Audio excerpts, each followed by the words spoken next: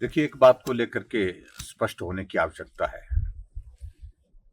मुझे मालूम पड़ा कि अभी मुख्यमंत्री ने कोई बयान दिया है और जिसमें ये कहा गया कि विपक्ष के नेता को ये कैसे मालूम पड़ा कि विधायक निधि रोक दी गई।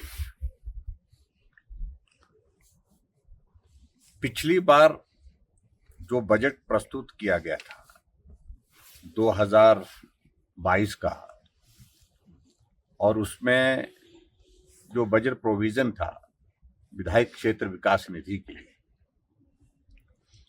उस बजट प्रोविजन के अंतर्गत हिमाचल प्रदेश की उस वक्त हमने विधायक निधि को बढ़ा करके 2 करोड़ रुपए किया था। बजट में प्रावधान होने के बावजूद भी अंतिम किस्त उसकी जो है वो जो जारी नहीं हो पाई थी, क्योंकि हिमाचल प्रदेश में विधानसभा के चुनाव थे। नवंबर में कोड ऑफ कंडक्ट लग गया था और इस कारण से अंतिम किस्त 50 लाख रुपए की जारी नहीं हो पाई थी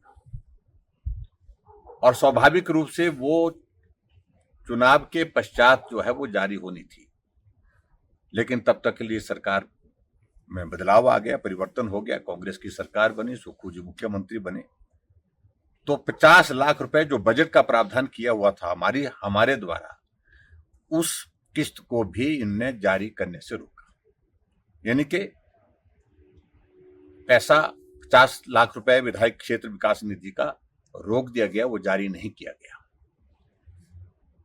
और अब के बजट में 2023-24 के बजट में उसमें प्रावधान उन्होंने स्वयं किया। विधायक क्षेत्र विकास निधि का प्रावधान बजट में है और उसमें 2 करोड़ 10 लाख रुपए जो विधायक क्षेत्र विकास निधि टोटल मिलनी थी, उसमें से अभी तक 3 इंस्टॉलमेंट मिली है। और अभी तो चुनाव नहीं था इस बार, नवंबर दिसंबर में कोड ऑफ कंडक्ट नहीं था।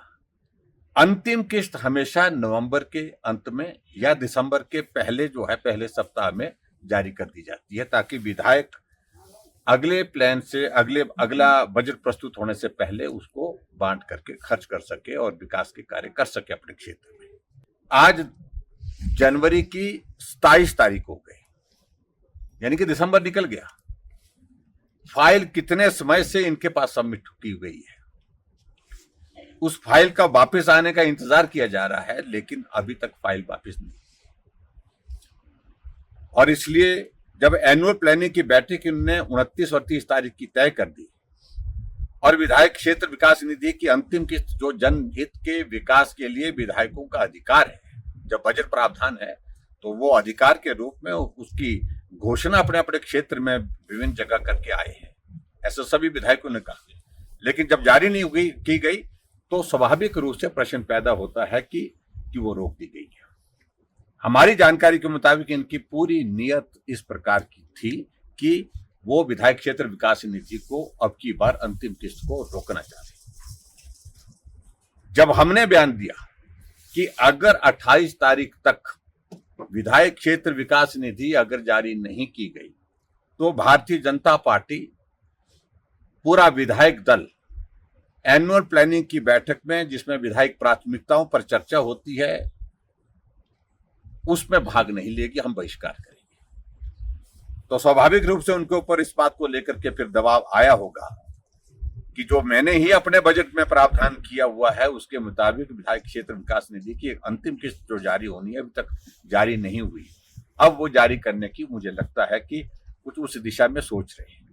लेकिन अनावश्यक रूप से बोल रहे हैं, बोलने की आवश्यकता नहीं कि हम फाइलों के पीछे हैं, हम फाइलों के आगे हैं, पीछे हैं। मैं उस बारे में कुछ कहना नहीं चाहता हूं। हम विपक्ष की भूमिका निभा रहे हैं और सजग विपक्ष की भूमिका निभा रहे हैं। और ऐसा नहीं है कि सरकार हो गई तो अधिकारी सिर्फ आपको ही जानकारी देते हैं। हमारे पास भी सोर्सेस है, हमारे पास भी सूत्र है। हमने विधायक क्षेत्र विकास निधि के लिए साफ मना कर दिया था। जब भारतीय जनता पार्टी ने इस मुद्दे को उठाया तब जाकर के विवश होकर के आपने हाँ की है कि भी हम जारी करेंगे। तो जारी करेंगे कब? तुरंत जारी करनी चाहिए। और अभी भी हमारा कहना यही है कि अगर 29 तारीख से पहले विधायक क्षेत्र विकास निधि अगर जारी नहीं हुई तो भारतीय जनता पार्टी विधायक दल तब तक के लिए इस बैठक में हिस्सा नहीं लेगी। और ये पहली बार हिमाचल प्रदेश में होने जा रहा है जब एनुअल प्लानिंग की मीटिंग का पूर्ण बहुमत, पूर्ण जो है विपक्ष जो है वो विरोध कर रहा है, बहिष्कार कर रहा है। एक बात तो मैं ये कहना चाह रहा हूं, और दूसरी बात का जिक्र वो हमेशा बार बार करते हैं। मैं तो सिर्फ एक ही चीज को लेकर के इसमें कहना चाह रहा था कि जब विपक्ष में सुखविंदर सिंह सुक्खू जी थे, क्योंकि वीरभद्र सिंह जी जब मुख्यमंत्री तब भी वो विपक्ष में ही थे एक तरह के, तो बहुत ज्यादा विधायकों की बातों को लेकर के कहा करते थे विधायक जनप्रतिनिधि है, विधायकों को ये होना चाहिए, ये मिलना चाहिए, इस प्रकार से होना चाहिए, ये विधानसभा का हिस्सा, रिकॉर्ड का हिस्सा है, आप मालूम कर लें। लेकिन जब अपने आप मुख्यमंत्री बन गए, आप एक विधायक निधि जिसका प्रावधान जयराम ठाकुर करके गया था, उसमें से 50 लाख रुपए पिछली बार काट लिया आपने, और 50 लाख रुपए काटने की मंशा आपकी अब की बार भी है। और मुझे मालूम नहीं है, क्योंकि इनकी बातों पर अब भरोसा नहीं है, बोलते कुछ है करते कुछ है। तो ऐसे में मैं सिर्फ इतना ही कहना चाहता हूं, अगर आप देना चाहते हैं विधायक निधि तो जारी करें आज, ताकि 29 तारीख की 30 तारीख की विधायक दल की इसकी विधायक प्राथमिकता की बैठकों में विपक्ष उसमें हिस्सा ले सके।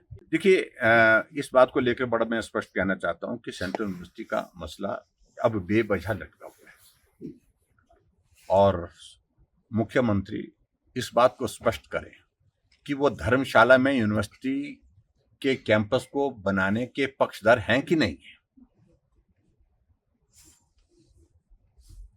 क्योंकि मुझे इस बात को लग रहा है कि कहीं ना कहीं उनके मन में यह है कि धर्मशाला में यूनिवर्सिटी का कैंपस बनना ही नहीं चाहिए, ये भाव है।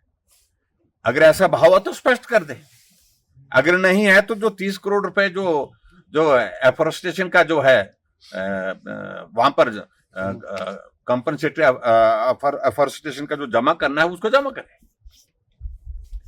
बात खत्म है। और काम, और वो जमा होता तो तुरंत वहां पर काम शुरू हो जाएगा। पैसा केंद्र सरकार दे रही है। ये विचित्र परिस्थिति है हिमाचल प्रदेश सरकार की, अनावश्यक रूप से इस सारे मामले को इस प्रकार से एक स्वरूप देने की कोशिश कर रही है। और आज मुझे जानकारी मिली कि भारतीय जनता पार्टी के हमारे पार्टी के साथी धर्मशाला में धरना भी दे रहे हैं इसी मुद्दे को लेकर के कि कैंपस धर्मशाला, यूनिवर्सिटी धर्मशाला के नाम से है सर, और उसके बावजूद वहां पर जो जमीन हमने दी जिसकी सारी फॉर्मेलिटीज हमारे समय में पूरी हुई है, सिर्फ मात्र अब 30 करोड़ रुपए जो है वो टेक्निकल फॉर्मेलिटीज पूरा करने के पश्चात जो एफोरेस्टेशन का जो वहां पर जमा होना था उसको जमा करें और काम करें। राष्ट्रीय महत्व के दिन इस बात को सुनिश्चित करना चाहिए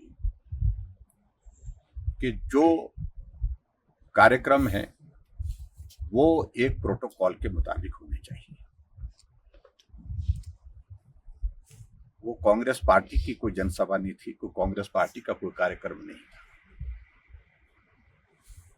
और सिर्फ वहां पर मंडी नगर निगम के जो काउंसलर गए थे उनका कहना सिर्फ इतना ही था, मेयर, डिप्टी मेयर और काउंसलर को बैठने की जगह ही। मुख्य अतिथि जो थे वहां पर गए हुए इंडस्ट्री मिनिस्टर गए थे शायद, उनके साथ कांग्रेस के जो हारे हुए प्रत्याशी, हारे हुए लोग, पदाधिकारी वो जम करके बैठे। हमें कोई आपत्ति नहीं, उनको भी बिठा लिया, लेकिन मंडी शहर के अंदर कार्यक्रम हो रहा है और कॉरपोरेशन मंडी वहां पर मेयर है, डिप्टी मेयर है, काउंसलर है, कम से कम उनको सम्मानजनक स्थान जो है वहां पर प्रदान करना चाहिए थे बैठने के लिए। अगर नहीं किया है तो वो बहुत गलत किया है। और दूसरी बात मैं ये भी कहना चाहता हूं, जो पूर्व मंत्री ने जिस प्रकार का व्यवहार वहां पर एक चुने वो पार्षद के साथ किया जो माइनॉरिटी कम्युनिटी के हैं, और जिस तरह से उनको गाली दी गई वहां पर मंच पर, मैं समझता हूं उसके लिए माफी मांगनी चाहिए। नहीं तो पूरी माइनॉरिटी कम्युनिटी की ओर से बहुत बड़ा ऐतराज, मुझे पिछले कल बहुत सारे लोगों के फोन भी आए इस बात को लेकर के, और ये और भी आने वाले समय में उनको भुगतना पड़ेगा।